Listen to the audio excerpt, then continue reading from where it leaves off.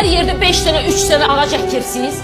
3 gül bastırırsınız. Burada qızıl gül bitdi, burada yasəmən bitdi, burada nərgiz bitdi və salam. Şəhər gözəlləşdi. Neyini şəhərin gözəlliyini bugün 17 yaşlı balasının qatilləri tapılmasa? Lazımdır da bu təhlükəsizlik kameraları.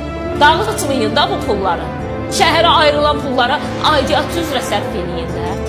Nə qədər yiyəcəksiniz? Onsuz doymayacaq da, bu doymayacaq ki. O boyda böyük şəhərdə necə olur ki, sizin təhlükəsizlik kameralarınız yoxdur küçələrdə? Mən təbii ki, inanıram Daxili İşlər Nazirliyinin əməkdaşları, bizim polislərimiz tapacaqlar, məhkəməmizdə lazımi cəzanı verəcəklər. Amma bir sualım var.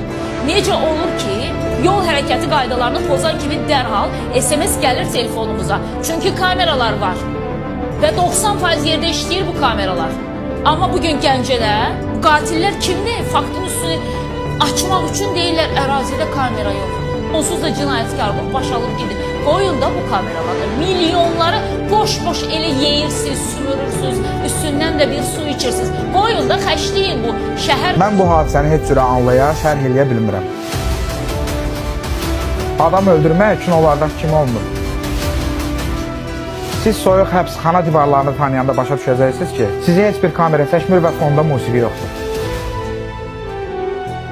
2 gün bundan əvvəl baş verən hadisə hamıda şok effekti yaradıb. Gəncədə 11-ci sinif şagirdinin amansız şəkildə qətlə yetirilməsi ağıllarda minlərlə sual yaradıb. Ən birinci sual odur ki, bu cavan uşağı kim və yaxud da kimlər nəyə görə belə vəhşicəsini öldürsün? Mən bu hadisəni heç cürə anlaya, şərh eləyə bilmirəm. Gəncə özü qəhrəmanlar şəhəridir. Bolşeviklərə ən gec təslim olan şəhərimizdir. Bu hadisələr ölkəmizin tarixini bilən adamları 2 qat üzür. O boyda əsalətli şəhərimizdə belə adamların olması, belə hadisənin olması sözə sığmır. Hadisənin tam təfərrüatı olmasa da müəyyən detallar bilinir. Elgin İbrahimovun qətlə yetirildiyi ərazidə dolanan mühafizəçi indi